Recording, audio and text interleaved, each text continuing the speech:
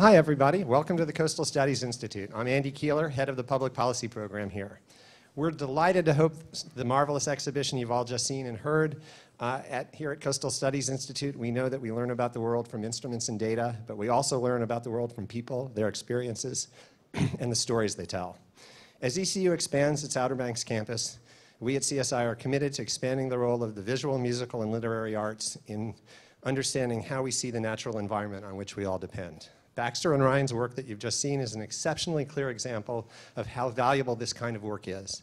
And we hope to continue to work with them and others to bring new perspectives to what the university can bring to this community and to the way we all see the world. We're really, really fortunate to be able to hear directly from a panel of coastal North Carolina residents who all participated in this project. I have a few initial questions for them to get their views out, and after that, we'll turn it over to the audience for questions and discussion. I'll now briefly introduce our wonderful panel. Immediately to my left is Baxter Miller, the principal photographer, one of the driving forces behind Rising. Much of her work as a visual storyteller and communication specialist focuses on the intersection of place, culture, tradition, and people in coastal communities. She's a descendant of some of the first European settlers on Hatteras Island.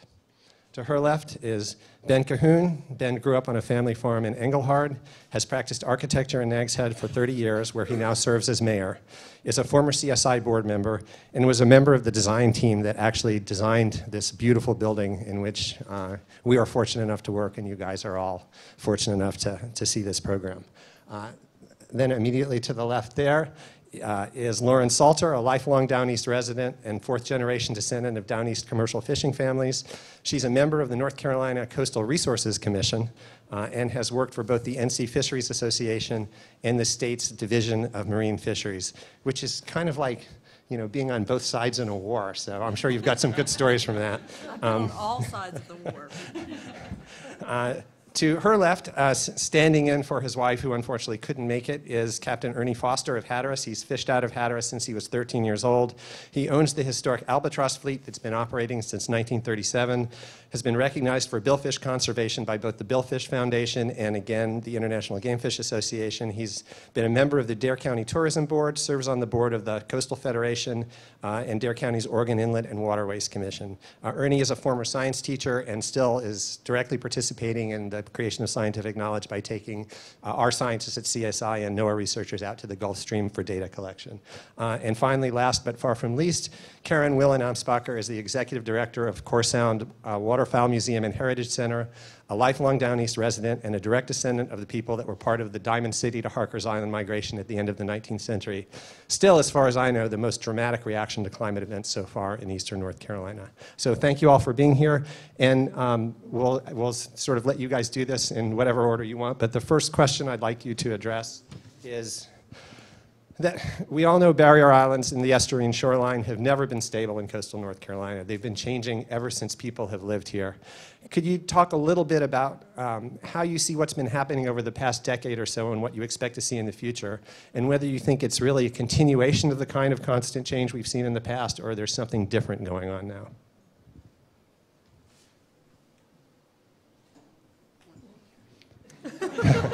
You'll never see this panel this speechless again.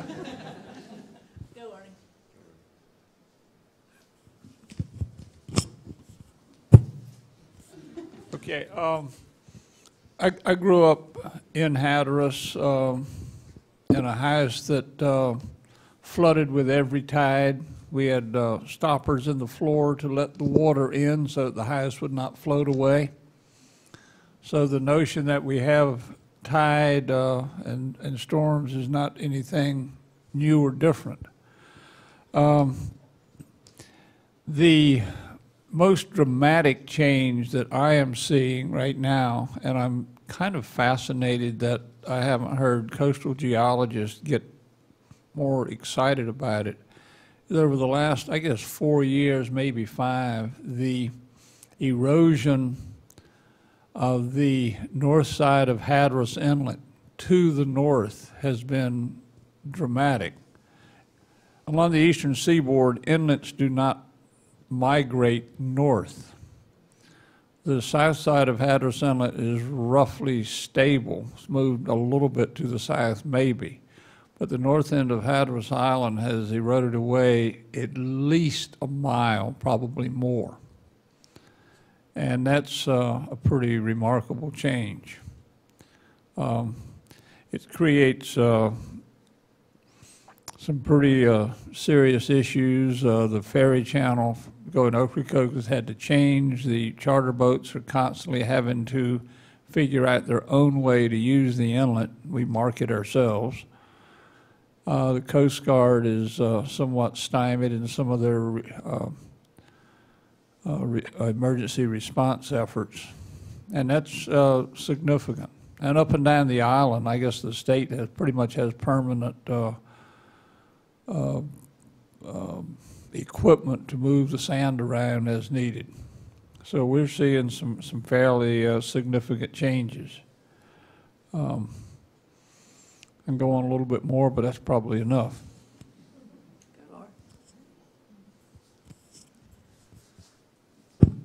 I would say it's definitely different. I mean, I'm too young to speak to much historical, but the rate at which, I mean, just today, we have a Category 4 historic storm in Florida that came kind of out of nowhere. So I'd say it's definitely different. It's definitely changing.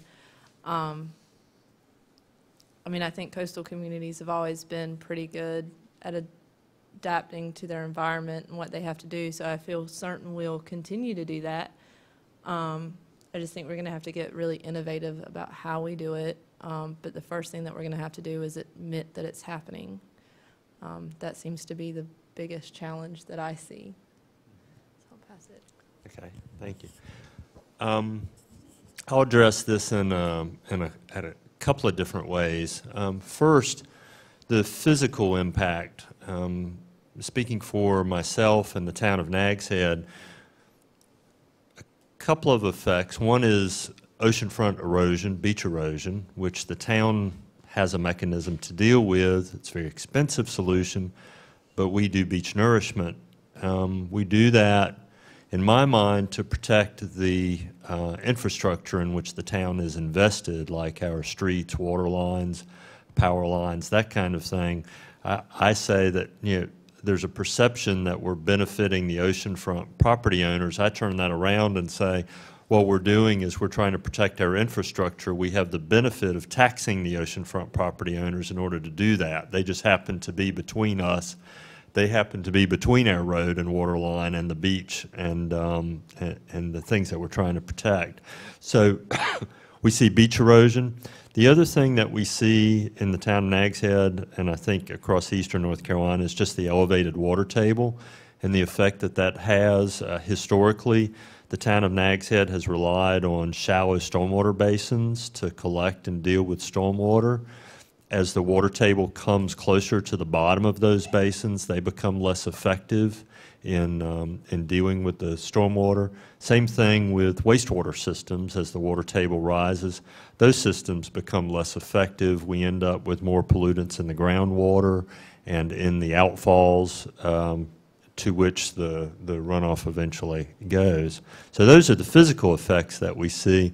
In terms of changes in the last decade or two, well, let me back up. One more thing.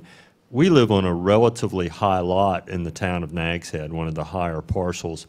We've had water in our yard substantially twice, and that's only recently. That's only was Matthew and then a storm in June. So the increased rainfall, the intensity of rainfall, and the fact that the water table is elevated is the general effect that we see in our neighborhoods in Nags Head. One of the other changes, I think, that's sort of fundamental to this issue, this tension between living in a place like this that's dynamic and our economic well-being, is that we've so firmly fixed the abstract concept of real estate. It used to be like in Nags Head, the parcels went from the ocean to the sound, shoreline to shoreline. The shoreline changed, the parcel changed. Then we put pins in the corners and it became a fixed place.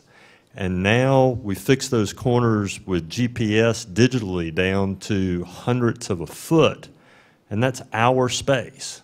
And we We borrow against it. We put it in our financial statements. We leave it to our children, and we become incredibly invested in this concept that we can't change. And so then we start to serve that abstract by needing to keep sand under it, keep sand in front of it, keep the water off of this abstract thing that we've created.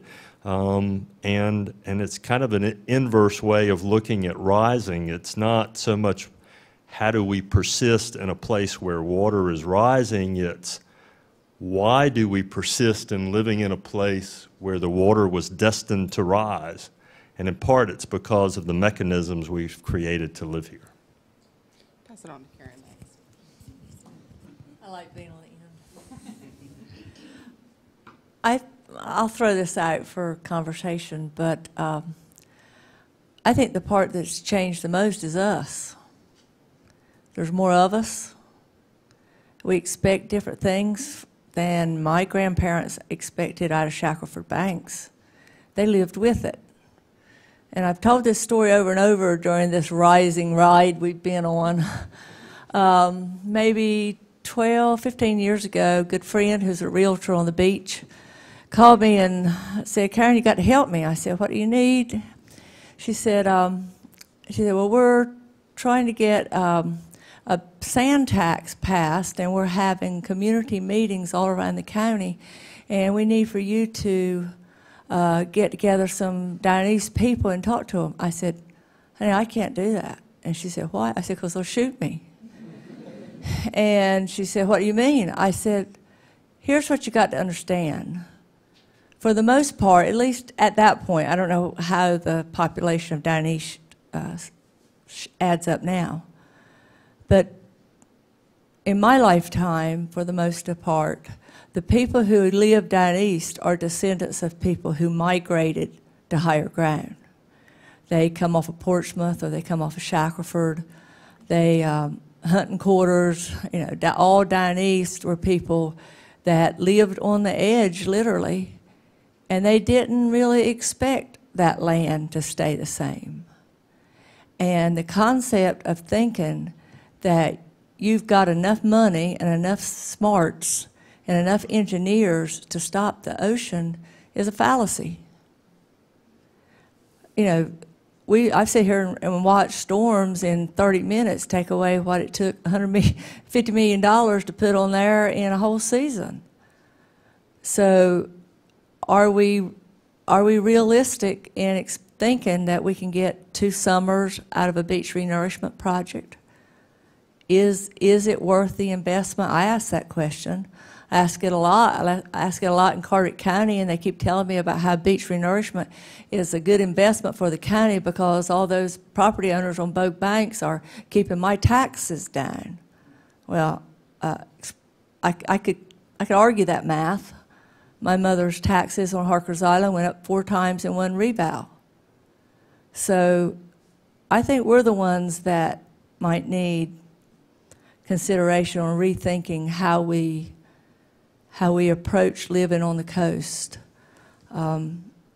It was never meant, it's never been still, it's never stayed in the same place. We just borrow a little time and take that as part of the project. I was born there, and I want to stay there. And like Ernie Foster said, I want to wash away there. That's just the way it is. But when people buy on the coast, they buy the risk.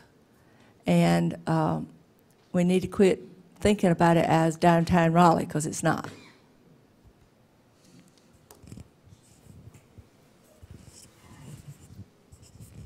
Well, I'm going to be here more to help facilitate some more questions than anything, but I'm curious, Ernie, if you feel, how does what you've seen change over the last decade compare to the rest of your life on Hatteras?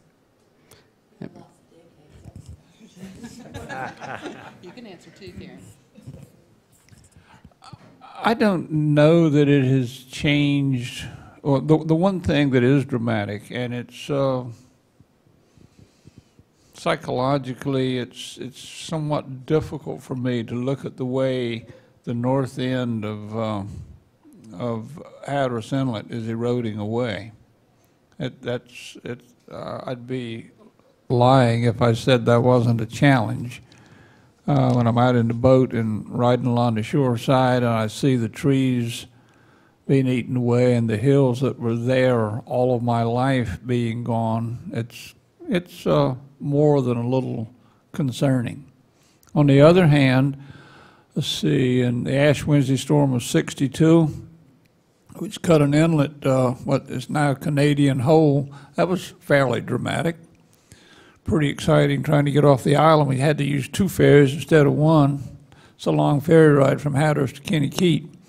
But the erosion on the south end of the island is the single thing that just jumps out at me right now. And I'm living with it and been in and out of that inlet fishing all of my life. That's a bit of a challenge. I'm going to jump in here to kind of go to something Karen said, because I agree with that very much, and yet I'm down there and I don't want to leave like you. I plan to wash away down there. So, and I got a lot of years hopefully before I do that. So I think the way we build, you know, and what we expect has to change, but the way that we place ourselves there might have to change, because my home just flooded. It's the first time that it's ever been recorded to have flooded since they've been keeping records on it. So our plan is to try to raise our home instead of just hoping it won't happen again. That might not do it. You know, who knows in 20 years if that'll be enough. But I think to just kind of think that we can stay here the same way, we can't do it. I mean, I understand they left Diamond City, but they had somewhere to go to, you know, because everything is so fixed now. Where do I go?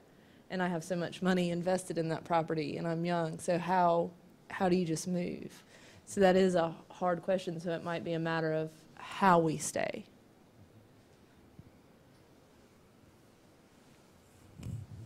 Question. Turn it over to you.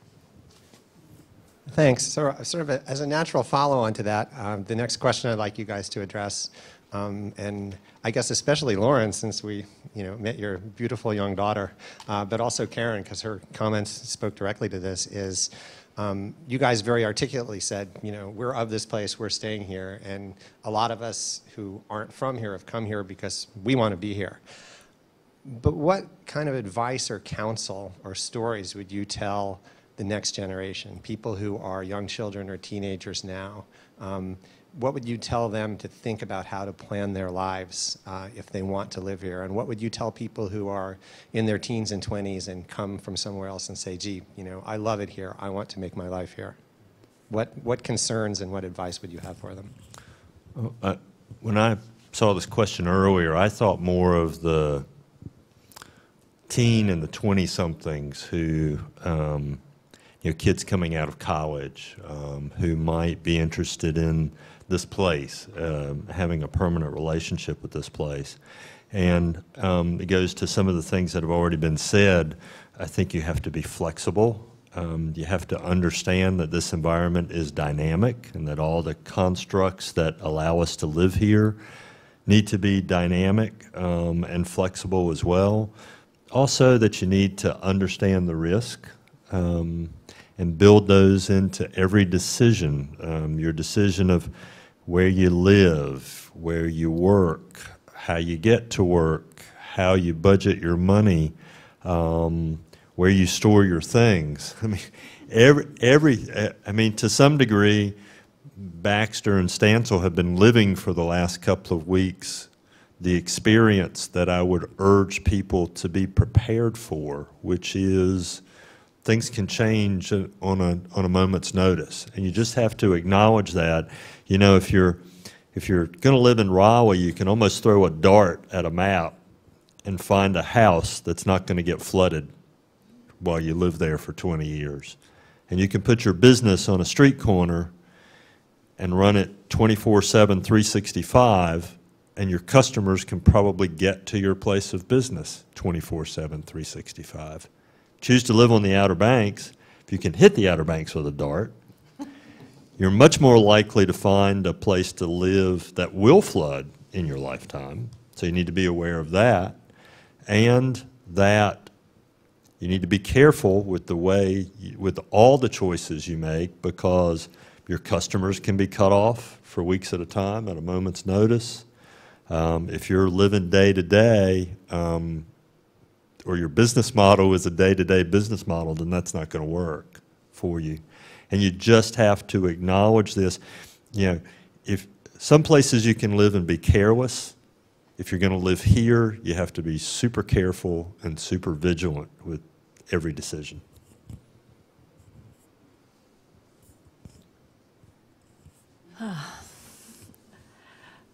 I was sitting here thinking, they're asking about young people, and I've had a lot of conversations, you know, Florence was this generation's, the young people's first experience with a real storm. Isabel was Lauren's first experience with a real storm. What grade were you in, Isabel? You were in college. My daughter's 30. 2 days before Florence, the weather report was a Category 4, just like the crowd in Florida are going through right now, a Category 4 to just scrape by Harker's Island.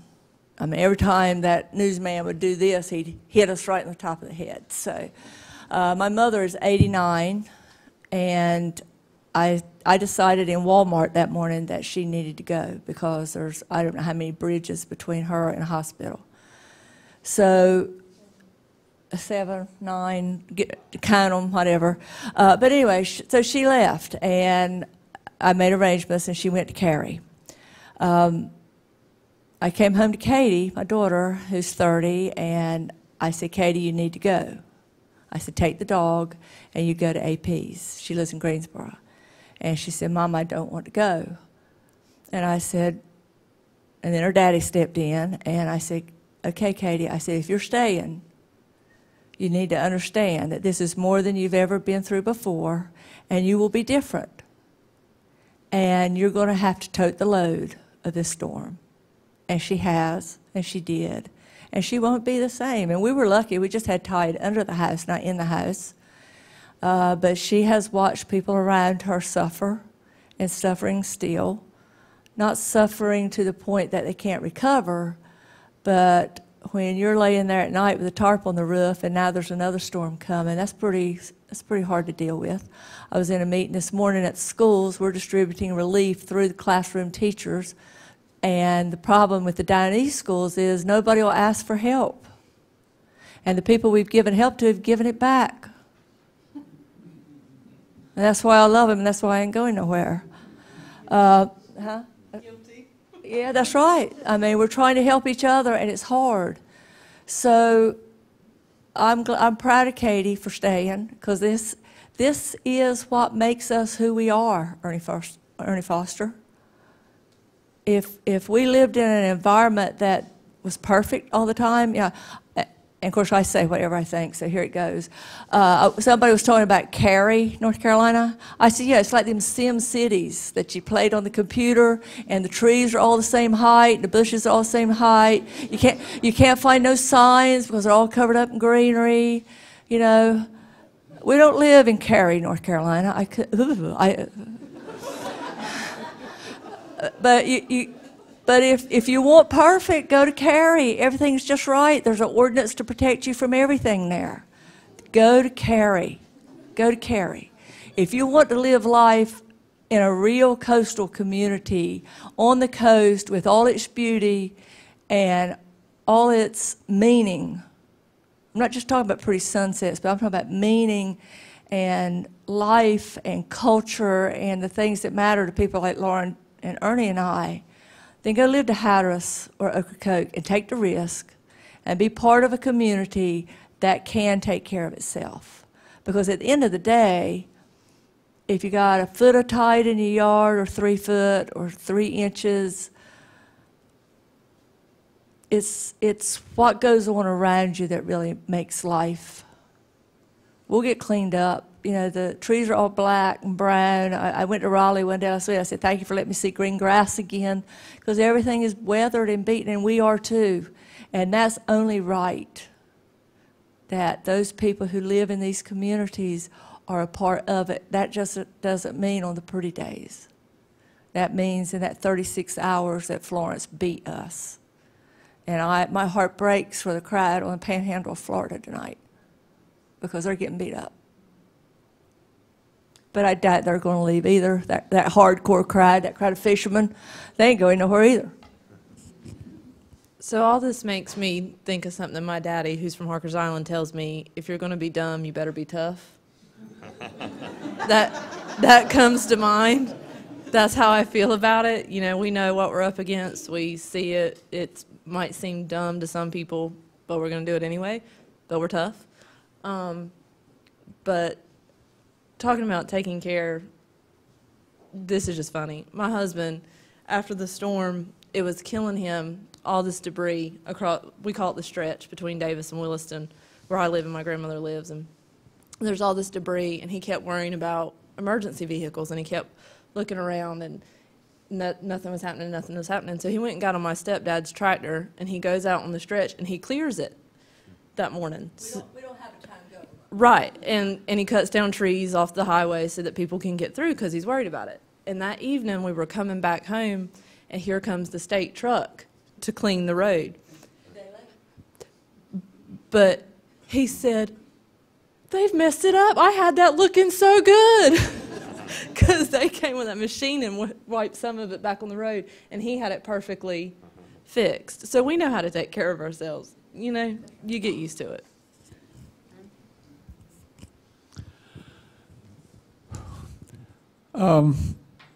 The question of what do you say to young people, in my mind, gets mixed up. I'm someone who, by and large, sees myself, I guess that's the science teacher in me, as being fairly rational and somewhat logical. And after a storm, you know, if you look at the press, there's the folks all over the place saying, why in the heck do those people stay in a place like that? What's wrong with them? Move. And there's a significant amount of logic to that. So the question is, why do those two stay there? Like you don't. Well, I'm in Hatteras, it's different. And there are any number of emotional components to this. The notion that all of my grandparents were born on the island. The notion that we are so completely interconnected with the natural surroundings. Yes, when I was young and went off to college, I just wanted to see the real world. And for whatever reason, the last few years, it's begun to dawn on me, or at least I believe it, that perhaps I'm connected to a real world. It seems better than the suburbs. And those that move, you know, those of us who were born there and live there, you have this connection that you just can't simply discard. And it's not all rational and logical, but it's a part, all of life isn't just rational thought. There's an emotional connection as well. The young people that move to Hatteras, no one gets transferred there by their corporate business. You don't get promoted to a bigger job in Hatteras. You don't get high-paying jobs there. You get young people who come there looking for fishing, for kiteboarding, surfing, walking on empty beaches, the connection with nature, and what you find is this connection with each other. When the going gets tough, it's kind of nice to be in a place where the first thing everyone does is start trying to help their neighbor. That isn't, it's a human quality, but it seems to evidence itself very strongly in isolated communities. The other part of it, and I'm speaking specifically about what I know, is in Hatteras, no one moves there because of the amenities. You know, the notion that you're going to be 2 or 3 days without access to the hospital or access to this or that is the norm. It's not the exception. So that when folks from afar start trying to inquire as to what is the mental derangement that provides the mechanism to keep those people there, it's kind of challenging to explain it to them. You know, that no one there thinks that not being able to get to the hospital within 15 minutes is somehow a bad thing. No one thinks that having to help your neighbor after a storm is an inconvenience. You know, it's just part of how life goes on. So what do you tell young people? I think that was really the question. The young people, and my other part of the education thing, I was in the guidance counselor business. I did live at the north end of Roanoke Island for a few years.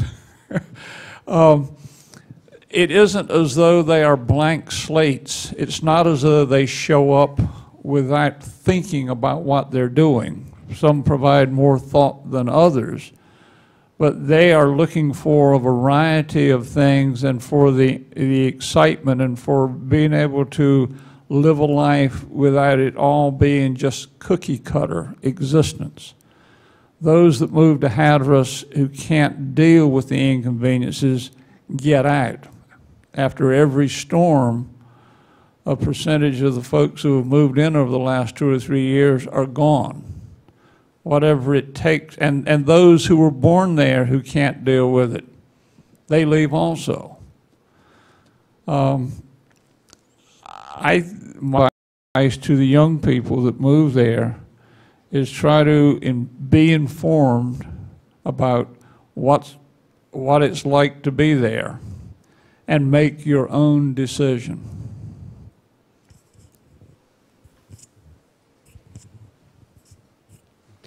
I think it's also really easy to underestimate what the emotional trauma is of going through something like this when you're impacted. I certainly underestimated it for my whole life until Florence. And I mean, it's overwhelming. Lauren and I were just talking about this the other day, that you really don't even know what to do next except to just keep doing something. So I would really underscore how emotionally overwhelming it is to experience a loss in these types of weather events. But Karen, I was going to ask you if you were comfortable talking about your kids' reaction to the will. Yeah.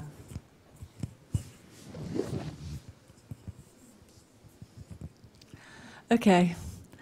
I have this son.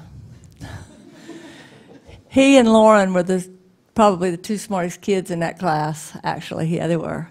And the difference between Lauren and Casey is Casey was smart, but he didn't have a lick of sense.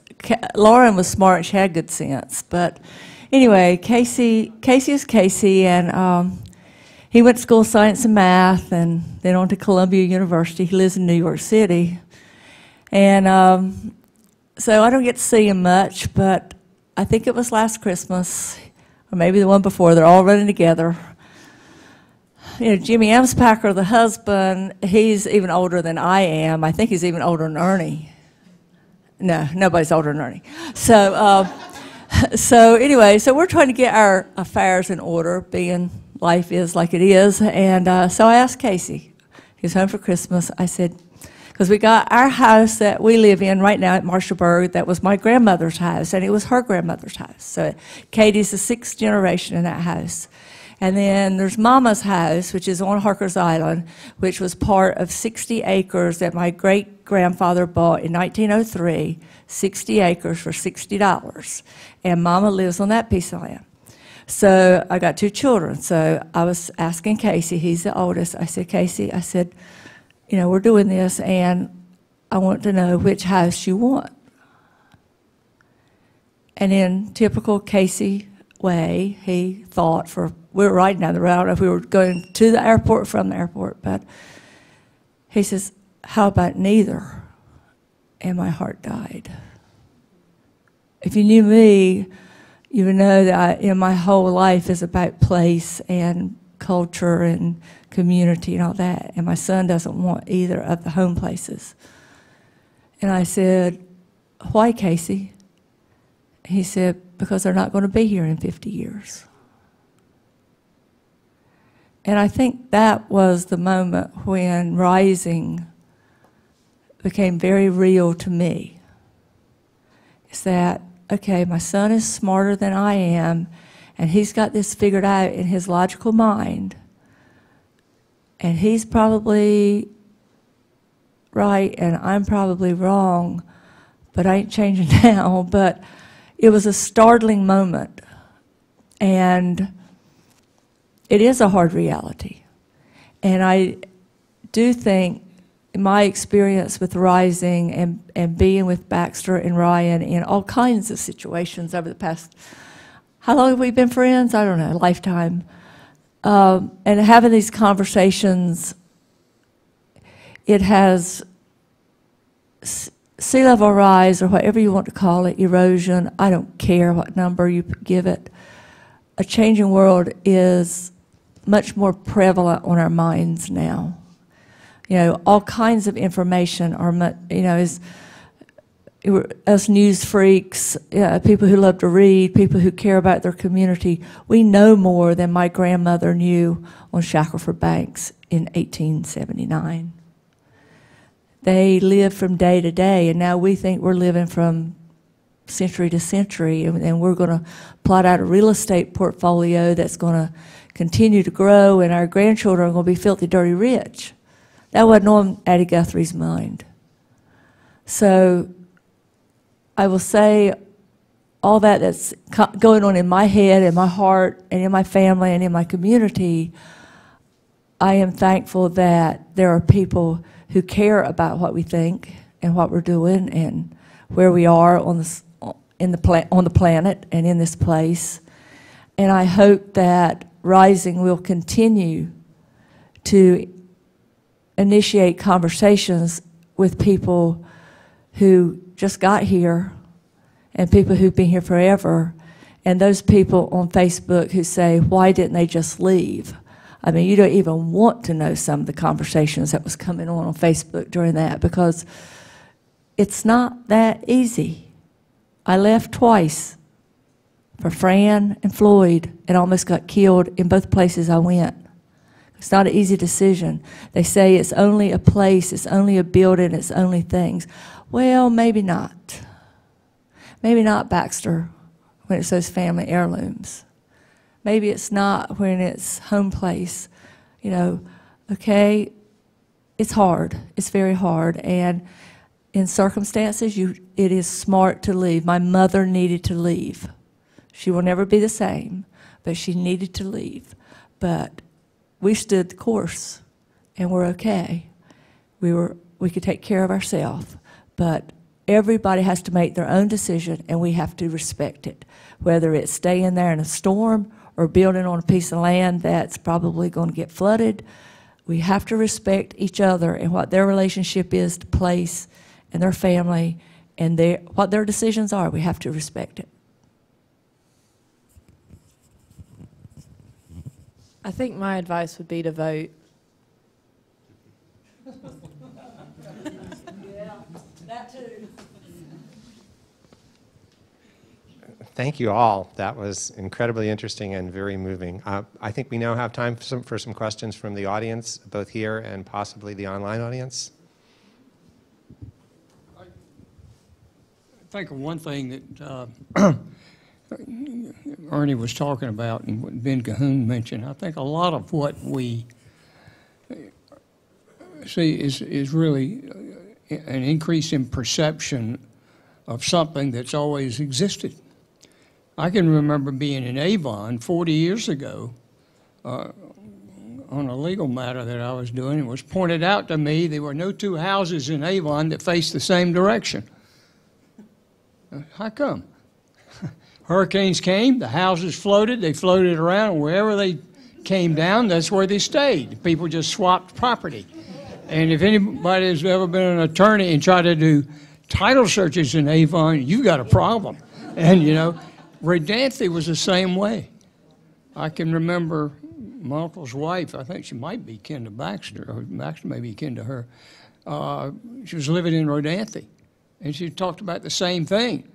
The water came in, everybody moved up to the second floor. Till the water receded, and they went on with life. Because back then, you probably couldn't get on Toby Tillett's ferry to get off the island, so there was no choice. You had to stay.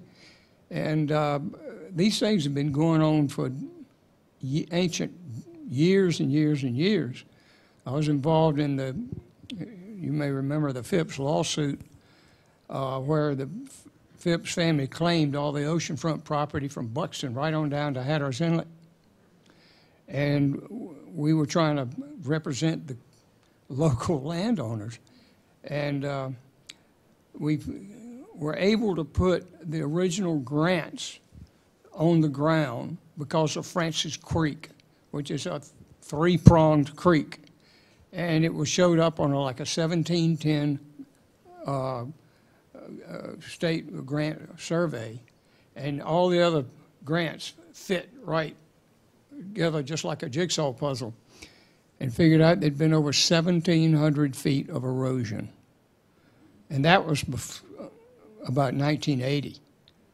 And so that's been going on since forever. I can remember in the 50s seeing the north end of Roanoke Island eroding at about 12 or 13 feet a year, and the caskets in the cemetery up there sticking out of the side of the sandhill.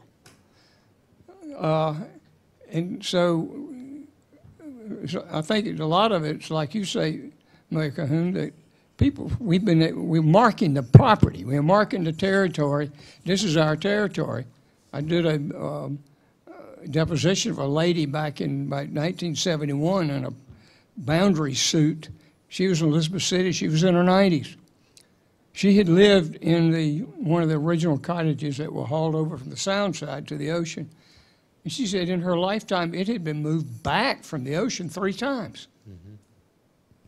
And this was in 1971 or 2. So, you know, we're perceiving something in more detail that I guess used to be taken for granted. Well, you know, and I think you're right, and I think several of the speakers here have kind of alluded to this, that it's us more than it is the natural change. I mean, this is the arc of the way environment changes anyway. You know, I'll give you an example from Nag's Head, for example. A lot of people don't realize that the dunes along the oceanfront were built by the WPA. They're not a natural thing. They're not a natural feature of the environment. They've allowed us to develop to a greater deal behind them because they protect us from a lot of the high surf, but they're not a natural feature. There are property owners in Nag's Head of the old family cottages that have been there for generations who don't have a dune in front of their house because it got washed out, and we might like for them to put it back because it would reduce the amount of flooding that ends up on the beach road, but they say that's the way it's supposed to be. The water's supposed to come under the house, move back out. And if we build the dune, then we've sort of disturbed what always happened. I mean, that the way that they built was a more natural response to the way that the environment operated. And to the point I tried to make, maybe could have been made better earlier, is that, you know, the natives lived here for thousands, maybe tens of thousands of years with moving barrier islands. Didn't matter to them, only matters to us because we try to own it and rent it and hold it in a fixed place. So. A couple of comments along those lines. When I was a boy, tourism had not really taken off. And the locals considered beachfront property as a place where nobody in their right mind would build a house. All the villages on Hatteras Island were as far away from the ocean as you could get. Strangely enough, it was because they saw what was happening on the ocean front. Another piece of that, one of the pictures of the piling sticking up out of the water that you saw, that's Hatteras Inlet Coast Guard Station on the south side of Hatteras Inlet. Those pilings are still there. My father talked with me, he said, yeah, when I was a kid, we played baseball southeast of there about half a mile. So this notion of the changing of the island or the changing of the beachfront it has been forever. It is only now that we have fixed it that we're seeing the major problems.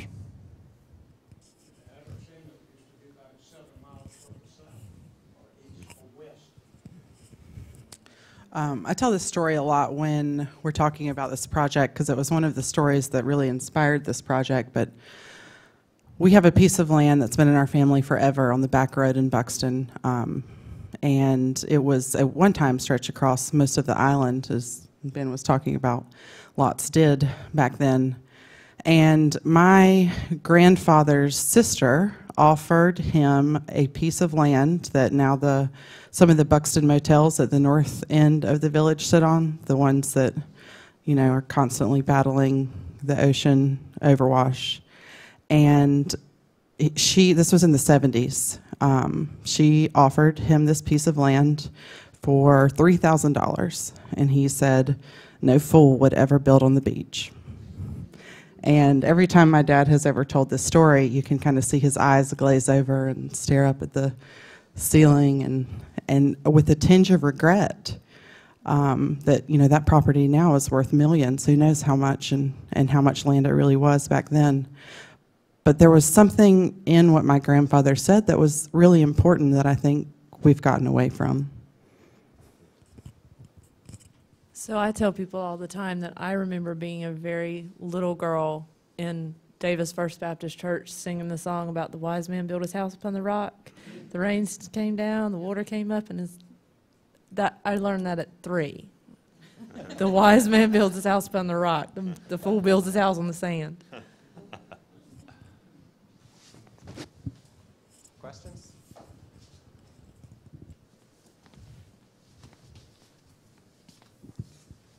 Thank you. So in trying to return to maybe more of a dynamic way of building along the coast, do you feel a regulatory tool like setback factors from the ocean front are useful or valuable, or can they not keep up with the rate of change that's happening? And what do you think they would be effective on the sound side as well?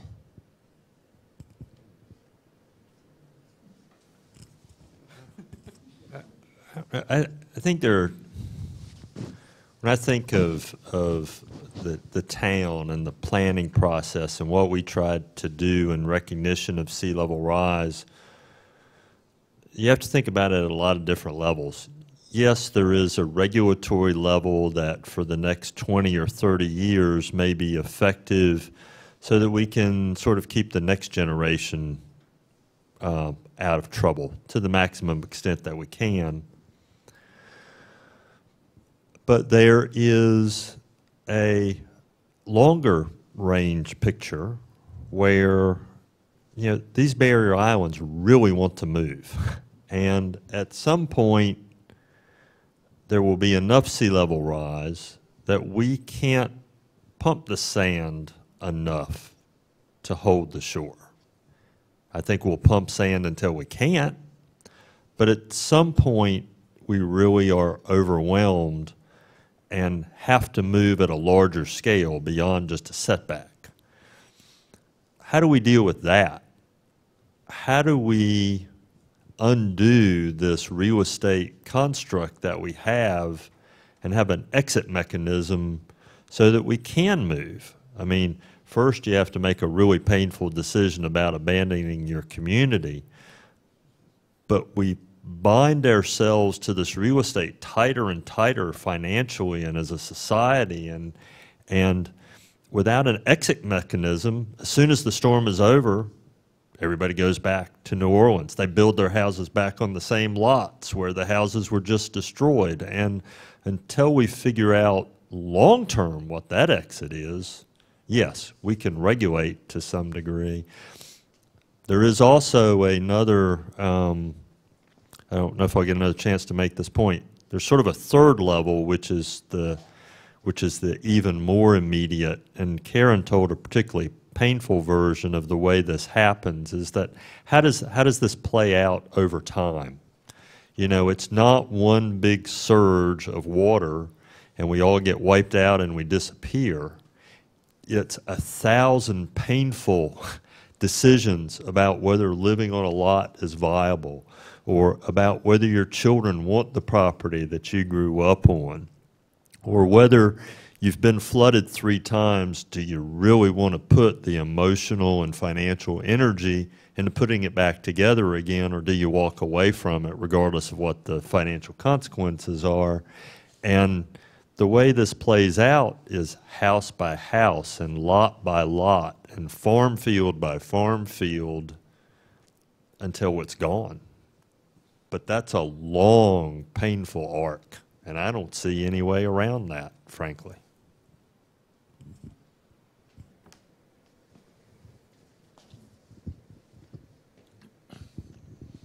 I've heard people talking about their, down in Hatteras, after a storm, the house that's on your property, all of a sudden that's yours, and the house that was yours on somebody else's property, that's theirs.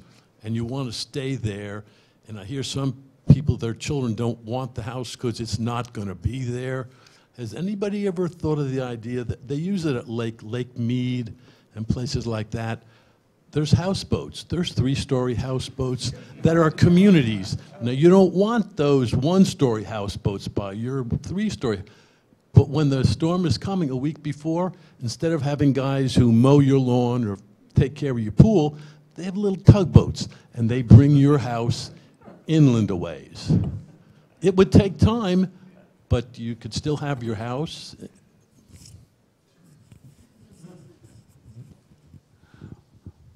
One of the things that is interesting to me now in Hatteras Village since Matthew, we sit here and make the case that we want things to stay the way we are. We're vested in that. You don't really want to change. Since Matthew, at least 40 houses in Hatteras Village have been raised no less than 8 feet higher than they were before. And this idea of making changes of some magnitude bit by bit, that is an example. Now, it's not moving away, but the next Matthew will not flood as many local homes in Hatteras as the last one did. I hope. That's true down east. In Isabel, which was like this generation's big storm, there were 625 homes down east that were flooded. I don't know what the count is this time, but I would say 60%, if not more, of those houses flooded in Isabel have been raised. And the flooding was a lot less this time. It was a whole different crowd of people, like Lauren, where she is. The flooding was in different places. But had those houses not been raised, they would all flooded again, too. So Carmine Prioli wrote a book about Harker's Island called Hope for a Good Season, and he talks about the people of Harker's Island adapting. He starts out with the crowd at Diamond City and how they moved to Harker's Island and they adapted. I think that's the word that we need to think about, is how do we adapt? Because this coast is a beautiful place to live. I understand why people want to live here. I think there should be an owner's manual when they come. Jimmy, the husband, before we lost power on the Weather Channel, whoever idea that was, it was a good thing, I guess. But somebody from Atlantic Beach on the second row of the beach called in to Jim Cantori or whoever it was that night and wanted to know if the surge was going to bother her house on the second row of Atlantic Beach. realtor people tell a realtor to be honest. I know that's hard, but seriously, we want these retirement communities. We welcome retirees with skills and resources and time to help us all do the work we do. But maybe there's like living on the coast 101 and we go through simulation games. I don't know, but you got to live through it to understand it. But I'm not sure that we're preparing people who move here for what's coming, because they expect the lights to be back on the next morning and they're not. The other thing that I wanted to, in thinking about tonight, was in this whole conversation about sea level rise, and I'm not sure if you heard Lauren's comment about voting. That is an important element of this, and we've been very sensitive and cautious in this project to make sure that we opened the conversation to everybody for their perspective. And I have listened in the past 3.5 weeks, whatever it is, about this storm. I have heard people in my community, successful, intelligent people, talking about, please help everybody understand that this is not sea level rise, this is rainwater. This is rain. This is this, this is that. And I think I've pretty much given up on educating anybody above the age of 18 on this concept, because their perspective and their knowledge base has been based on whether they're watching CNN, MSNBC, Fox News, or nothing. And that shapes everything. I throw out a call that we get middle school kids involved in what's happening around them, and let's change the conversation past the hot buttons, and let's talk about the reality, because they're the ones that's going to have to live with the decisions we're making, and they're going to have change just like I've had, and like my grandmother had, and my children and grandchildren. The conversation has got completely derailed, and we're living in it. I don't care what you call it. When we had the conversation with Rising at my museum, we had people there from Smith Island in the middle of the Chesapeake Bay, and it was a very interesting conversation, because they're still waiting for the president to bring them a wall like Tangier's going to get. But we were very respectful, and they talked about erosion, we talked about frequent storms, we're all talking about it, but nobody's connecting the dots, and I'm not sure we were going to connect the dots on a collective, agreeable way to deal with it. We do it family by family. But I say educators, researchers, science community, there needs to be some pressure on coastal states and the curriculum these kids are getting in the 6th, 7th, and 8th grade to really talk about it. And I know teachers who cannot talk about it in their classroom, and that's a sad reality. So I deferred on your question earlier about regulations, because I've very recently been appointed to the CRC, and I have a feeling I'm going to get a deep education about it really quick. But I don't really know about it right now. But what I do know a lot about is commercial fishing, because I grew up in commercial fishing, and I worked for the Marine Fisheries Commission for 7 years, the Division 9 years, and then I worked for Fisheries Association almost 2. And what I found there, and I used to tell the former director of marine fisheries all the time when he whined about commercial fishermen and how mean they were and how they just didn't understand anything, is you have to think about it. Anybody that had any inclination to do anything else had already left. Anybody that had another skill had already left.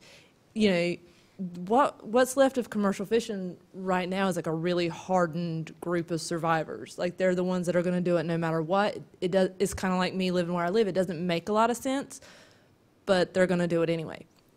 So in working with Fisheries Association, I was constantly up against this. They didn't want to change the way they fished. And I would tell them all the time, nobody promises you that you get to fish the way your granddaddy fished. I want you to keep fishing. Nobody promises you get to do it the same way forever. There are a lot of fine families that made typewriters. Nobody uses typewriters anymore. You know, you just don't get promised the same. What I saw there, to connect it to this, is people want to regulate commercial fishermen to death to make them do what they think they should do. What I have seen is that education and getting people involved in understanding why it's necessary rather than just regulating them seems to be so much more effective. If you can get somebody to understand the benefits of a turtle excluder and how it will keep them from having to stand on the back of the deck calling out all night, or bycatch reduction devices, you're so much more likely, if you work with them to develop that technology and treat them with respect, to get them to cooperate and actually come to a better mechanism in the end than just this kind of, I'm going to regulate you. So that's my concern a lot of times with regulation. I don't know much about the development at this point. Like I said, I'm sure I'm getting ready to find out. But I do know about regulations in commercial fishing, and I do feel like what Karen's saying about education is incredibly important. I think it's just, on the whole, for so many different issues, just a better approach. Well, that ends the time we have scheduled for the formal part of this program. The panel has generously agreed to talk to people afterwards if people would like to come up and have a word with them. I would like to thank all of you for a wonderful program. Thank you for sharing your stories. Thank you for sharing your wisdom. I enjoyed it immensely. I'm sure we all did. And thank you so much, Baxter and Ryan, for this wonderful work and the ongoing conversation that it started and will continue to have. Thank you so much for having us. Please join me in giving everybody a huge round of applause.